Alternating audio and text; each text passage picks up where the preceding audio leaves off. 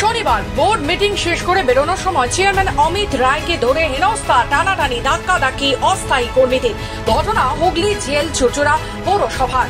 শনিবার চুচুড়া পৌরসভার চেয়ারম্যান অমিত রায় পৌরসভার গেট দিয়ে বেরোনোর সময় তার উদ্দেশ্যে ওঠে জোর স্লোগান। তবে এই ঘটনার পর পৌরসভার অভ্যন্তরে আতঙ্কের সৃষ্টি হয়। তবে চেয়ারম্যান অমিত রায় জানান, ওরা সংখ্যায় বেশি ছিল তাই অসভ্যতা করেছে। তিনি সরাসরি এই অসভ্যতার পেছনে দায়ী করেছেন বামপন্থীদেরকে। তিনি আরো জানান, বিক্ষোভ ও হেনস্থার পেছনে আইএনটিটিইউসির সমর্থকেরা ছিল। তবে চুচুড়া পৌরসভার চেয়ারম্যান অমিত রায়ের অভিযোগে দূরে সরিয়ে আইএনটিটিইউসি নেতা রাধেশ্যাম সংঘ বণিক বলে, বোর্ড মিটিং এ কোনো সিদ্ধান্ত না নিয়ে চেয়ারম্যান বেরিয়ে যাচ্ছিলেন। ওই সময় তাদের মহিলারা দাবি জানাচ্ছিলেন পুলিশ তাদের ধাক্কা মেরে সরিয়ে দেয়, চেয়ারম্যানকে নিয়ে বেরিয়ে যায়। তাদের কোনো সমস্যার সমাধান হয়নি। তবে কেন পুলিশ পৌরসভার চেয়ারম্যান অমিত রায়কে সমস্যার সমাধান না হওয়া সত্ত্বেও বের করে নিয়ে গেল, এর জবাব পুলিশকে দিতে হবে। তিনি আরো জানান, চেয়ারম্যানকে হেনস্থার যে অভিযোগ, সেই অভিযোগ তারা অস্বীকার করেছেন। দেখুন, আজকে পৌর বোর্ড মিটিংয়ে যে সকল প্রতিনিধিরা আসার কথা, অনেকে হয়তো আসেননি, বিভিন্ন কারণবশত। হয়তো আগামীকাল আপনারা জানেন যে জামাই ষষ্ঠী আছে, হয়তো সেই জন্যই অনেকে উপস্থিত হতে পারেনি।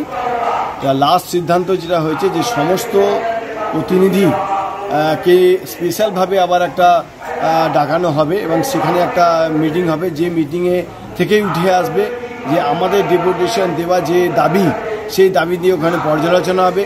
যে সেখানে মাইনে বৃদ্ধি বিষয়টাকে মূলত দেওয়া হয়েছে এবং 65 বছরের যে বিধি সেইটাকে নিয়ে আলোচনা হবে এবং সেখান থেকে সিদ্ধান্ত হবে যে মিটিংয়ে টাকা বাড়বে কি বাড়বে না, বাড়লে কত টাকা বাড়বে, সেই মিটিং থেকে সিদ্ধান্ত হবে। সেরকমই আমরা একটা জানতে পেরেছি। পৌরসভার বর্তমান পরিস্থিতিতে এই পৌর প্রশাসনের যে অনমনীয় মনোভাব পেনশনারদের ক্ষেত্রে, এই হচ্ছে একদমই বিরলতম ঘটনা এবং এটাই হচ্ছে ইতিহাস তৈরি করল চেয়ারম্যান, যে পৌর পেনশনারদের পেনশন না দিয়ে খুবই যন্ত্রণাময় একটা অবস্থার দিকে ছড়ে দিয়েছিল। তবুও আজই আসার কথা, আমরা নানা রকম আন্দোলন করে বোর্ড মিটিংয়ের কাছে আমরা জমায়েতে যে দরবার করেছি, তার পরিপ্রেক্ষিতে চেয়ারম্যান বলেছে যে আগামী মাসে 4-5 তারিখ নাগাদ প্রথমবার এপ্রিল মাসের বকেয়া পেনশন এবং পরবর্তী পর্যায়ে মে মাসের বকেয়া পেনশন ওই মাসের মধ্যে, জুন মাসের মধ্যেই দিয়ে দেবে। আজকে আমরা তো এখন ঘড়িতে প্রায় 4:30-র কাছাকাছি আমরা বেলা 11টার থেকে জমায়েত হয়েছিলাম এবং বোর্ড মিটিং চলাকালীন আমরা 5 জন প্রতিনিধি পৌর পরিষদের কাছে গেছিলাম এবং আমাদের পেনশন সংক্রান্ত বিষয়ে আমাদের যা বক্তব্য তা তুলে ধরেছিলাম এবং আমরা অপেক্ষা করেছিলাম যে আমরা বলেছিলাম সিদ্ধান্ত আমাদের জানাতে হবে, তারপরে আমরা পৌরসভা ছাড়ব।